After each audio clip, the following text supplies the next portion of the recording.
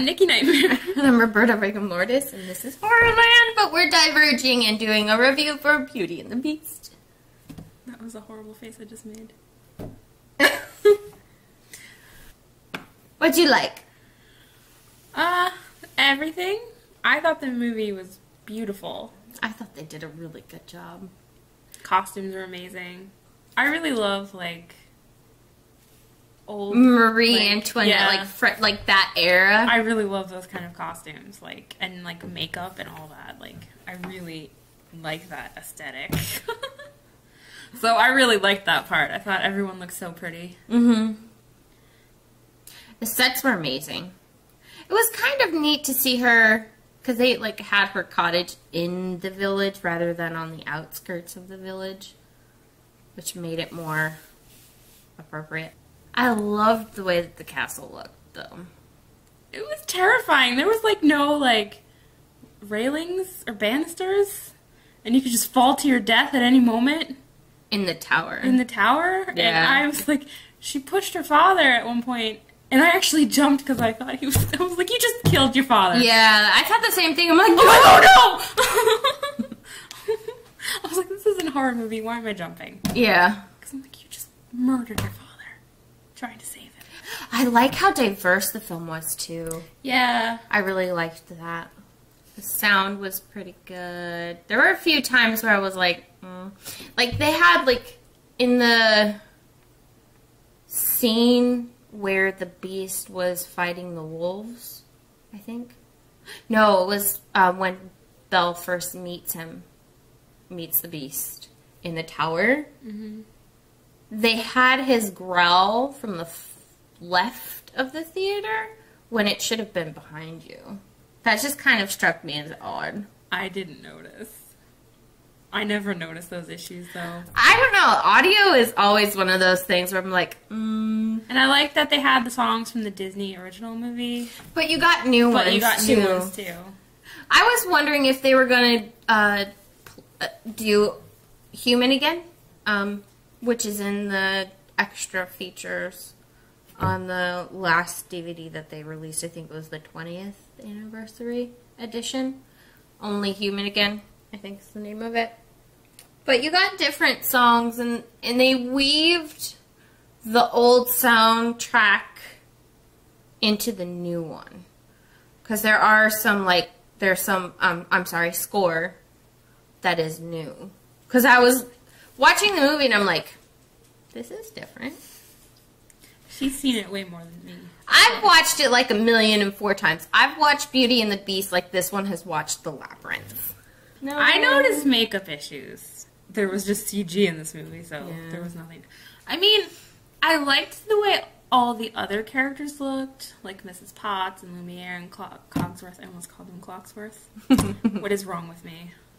Cogsworth. I liked the characters, like, even though, you know, they were very CG.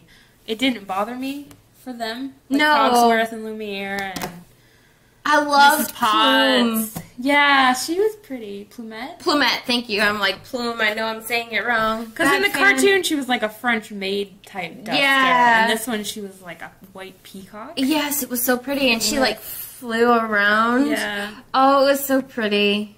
And, like, all that. The Beast was, like, really CG. And I'm just like, he just doesn't look real. I just like more practical than CG. I don't know if they did it practically and then just went over it with CG, but if that's the case, no. I like it when there's a mix of both. Yeah. Because obviously you can't achieve everything with practical effects. Mm-hmm. So you need some CG, especially for stuff like this. But I don't know. Other than the way... But even during, like, the teaser trailers and stuff, I was never happy with the way the Beast looked. I loved Lefou. Oh my god, I think he was like one of my favorite characters. He was so cool. Oh my god. And Gaston. Oh my god, he was so perfect. The guy who played him, whose name I can't remember currently because I suck. Yeah, we'll put all the information in the description box. But he was like perfect. He did the jerk face so well. I hated him so much. Oh my god. The only thing that I kind of missed was, like, his bravado when he's singing. He has, like, in the cartoon, there's that operatic, like, tenor, I don't know. But, and then I kind of miss that from Belle's soprano, but they're not classically trained singers, so I think they did really good with the register that they had. If I'm talking correctly, I don't know, but The range. yes, with the range. And I loved how he was the comic relief in the cartoon, but you couldn't really drop things on his head in a live action because he would be so concussed. Too like slapstick. It wouldn't be. Yeah, that's not it's what kind it of is. there's serious tones to the movie. So I did like his character, and I liked how instead of he was like an inventor-ish, but he did like clockwork, like music boxes. And he could draw. And he could paint too. So he was an artist, but I really I liked how when we met his character, he was working on a music box, and you could tell that there was something to the music box that he was making. And Kevin Kline played Maurice, Belle's dad. Yeah. I do know that. And obviously Belle is Emma Watson. And Lefou is Olaf from Frozen. I didn't even know that. Josh Gad. What's the name of the bad fan? The asylum dude. I don't know his name. I don't know if he ever had a name. But I was expecting him in the film version to be just as creepy as he was in the cartoon version. But he wasn't. He didn't, you know. She's a lot pickier than me. I am, apparently. I'm just like, I thought it was perfect. I thought it was really good, too. Took me half the movie to realize that Ian McKellen was Cogsworth. Why do I want to keep calling him Cogsworth? No clue. He is a clock. I didn't realize it until I saw him at the end with his, like, kind of weird mustache was off to the side. Like, halfway during the movie, I'm like, oh my god, that's Gandalf.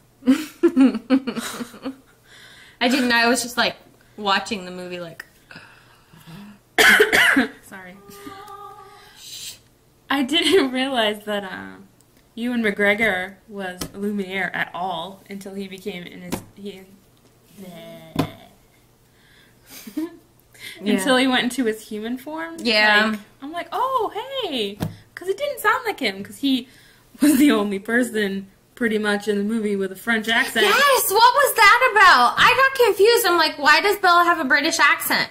Everyone did. No offense. She was born, and I think she lived for some years in France, so she could have done a slightly French-ish accent. Oh, Emma Watson? Yes. I thought you were talking about Belle. I'm like, yeah, that takes place in France. No, I'm talking about Belle. It was just everyone had like a British accent, and I'm like, this is supposed to take place in France? Or not a British accent, just like a neutral, Oh, yeah, true. like American accent. It was like the background characters who had the French accent. Like the three girls that like fawned over Gaston. I was wondering if they would even put them in the... Well, the whole opening scene is pretty much just like It was, the cartoon. yeah. So The only thing that kind of like, I was like, oh, was the library was like hardly non-existent. It was just like 4 books. I know, I thought that. I'm like, crap, that's the worst library ever. She made everybody forget. And they said that. They told you that story that she made everyone forget the prince and everyone that was in the castle and forget that, you know, that that whole thing exists. I like how... sounded like an elephant. I have a pet elephant now. Oh, God. We're almost done still, okay? And then we'll take you for a really long walk. Oh, my gosh, though. I think that's pretty much it. I hope this was coherent in some way. I'll edit it. We don't want to spoil everything. But I do like how they gave you the backstory on her mother. I appreciated that. They did fix some of the glaring plot holes in the cartoon. But when you're watching it as a kid, you don't care. You don't notice that stuff. Like I never noticed it. I did as a kid. I was weird, but then I really enjoyed writing because I wrote stories as a little kid. So I kind of, for some reason, could pick out things like, that doesn't make sense. But I loved it anyways. I tend to like things for their flaws. But I appreciate that in this, they kind of fixed that. Okay. I think we should wrap this up because Stella is my dog is not going to stop having a fit. So, we highly recommend it. We hope you've enjoyed this highly edited film.